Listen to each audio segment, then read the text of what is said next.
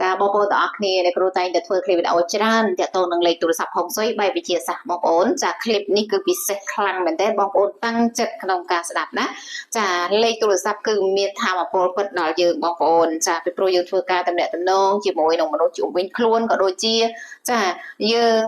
ពាក់ព័ន្ធនឹងអ៊ីនធឺណិតបងប្អូនទាំងអស់គ្នាអូខេឥឡូវអ្នកគ្រូលើកឡើងពីលេខមួយចូលរួមត្រេកអរបើសិនជាបងប្អូនទាំងអស់គ្នាមានលេខបែបនេះនៅក្នុងទូរស័ព្ទដៃតែអ្នកគ្រូបញ្ជាក់ណាលេខទូរស័ព្ទយើងយកទាំង6និង7លេខមិនមែនយើងយកតែ3លេខទេប៉ុន្តែคลิปវីដេអូនេះអ្នកគ្រូនិយាយពី3លេខណាចាលេខ249បងប្អូនលេខ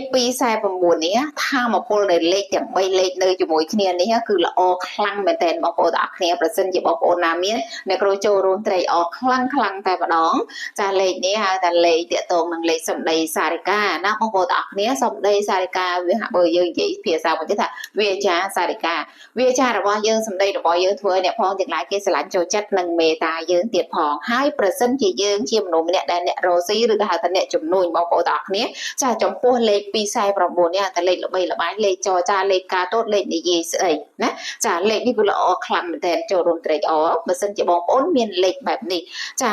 មួយលេខទៀតចាលេខនេះបងប្អូនប្រសិនជាមាននៅក្នុងទូរស័ព្ទដៃមិនគួរចាប្រើទេណាបងប្អូនអ្នកគ្រូបញ្ជាក់លេខទូរស័ព្ទគឺចាសំខាន់សម្រាប់យើងរាល់ថ្ងៃនេះបើសិនជាយើងអត់មាន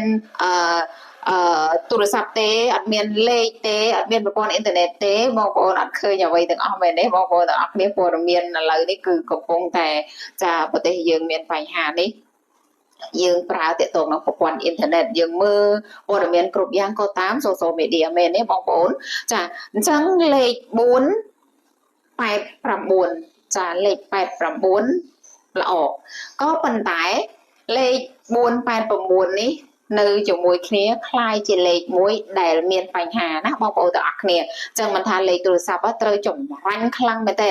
ចាចម្រាញ់ណាតម្រាំបានលេខ6និង7លេខល្អទាំងអស់ហ្នឹងគឺចាត្រូវតែចម្រាញ់បងប្អូនហើយសម័យកាលនេះហើយបងប្អូនណាចាបងប្អូនត្រូវតែមានលេខទូរស័ព្ទដែលមានលេខសេរីសួស្តីប្រើឲ្យត្រូវនឹងអ្វីដែលយើងកំពុងធ្វើបច្ចុប្បន្ននេះចាមិនថាតែបងប្អូនធ្វើការមិនថាតែបងប្អូនចាអ្នករស់ស៊ីអាជីពអ្នករស់ស៊ីឬក៏ចាលក់ដូរអ្វីផ្សេងចាតិចតួចអីបងប្អូនអ្នកខ្លះគាត់ថាអ្នកគ្រូអើយខ្ញុំអត់ធ្វើអីផងខ្ញុំមិនបាច់ប្រើលេខល្អមិនមែនទេបងប្អូនចាពេលដែលយើងប្រើលេខល្អវាមានឱកាសល្អចូលនៅក្នុងជីវិតរបស់យើងអូខេអ្នកគ្រូនិយាយពីចា489លេខ8និងលេខ4នៅជាប់គ្នាហៅថាលេខពិឃាតគ្នាណាបងប្អូន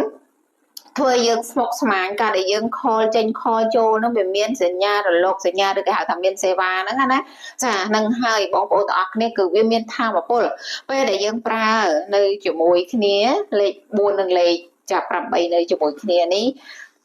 ធ្វើឲ្យយើងស្មុគស្មាញច្រើនគិតច្រើន stress ច្រើនចាហើយលេខនេះផងដែរឲ្យរក្សានូវសុខភាពឲ្យមែនតើណាចាលេខនេះយើងប្រើយូរសុខភាពយើងអត់ល្អទាក់ទងនឹងដុំគៀសឬក៏ស្បូនហ្នឹងសម្រាប់បុរស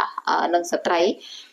ចាប្រើលេខនេះគឺមានផលប៉ះពាល់នឹងសុខភាពដូចគ្នាចាបុរសទាក់ទងនឹងចាសុខភាពអត់ល្អដូចគ្នាចាហើយបើស្ត្រីទាក់ទងនឹងចាស្បូនណាឲ្យប្រយ័ត្នខ្លាំងមែនទែនចាហ្នឹងចំពោះលេខបែបហ្នឹងបងប្អូន8និង9ដូចអ្នកគ្រូបញ្ជាក់អញ្ចឹងគឺល្អហើយក៏ប៉ុន្តែលេខ4ចានិងលេខ8នៅជាប់គ្នាវាคล้ายជាលេខនោះ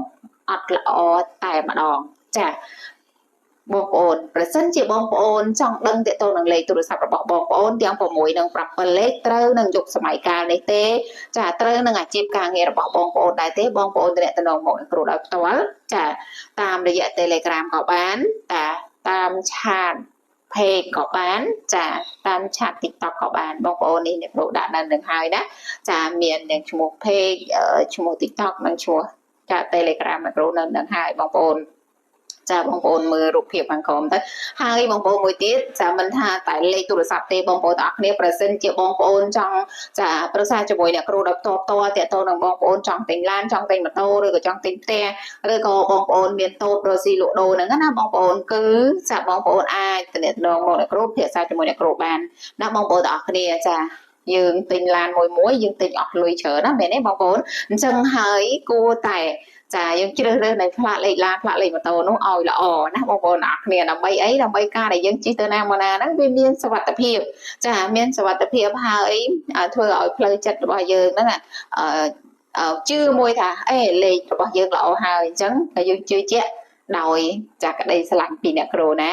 ចាសំខាន់ណាស់ណាបងប្អូនតួលេខគឺសំខាន់សម្រាប់យើងដោយសារចាតួលេខទាំងអស់ហ្នឹងហើយវាជារហ័សមួយសម្រាប់យើងចាជាពិសេសគឺលេខទូរស័ព្ទតែម្ដងលេខទូរស័ព្ទប្រៀបដូចជាកូដផ្ទាល់ខ្លួនរបស់យើងក្រៅពីលេខហ្នឹងគ្មានអ្នកណាតាក់ទងមកយើងបានទេអញ្ចឹងហើយបងប្អូនសំខាន់ខ្លាំងចាតំណែងមកអ្នកគ្រូណា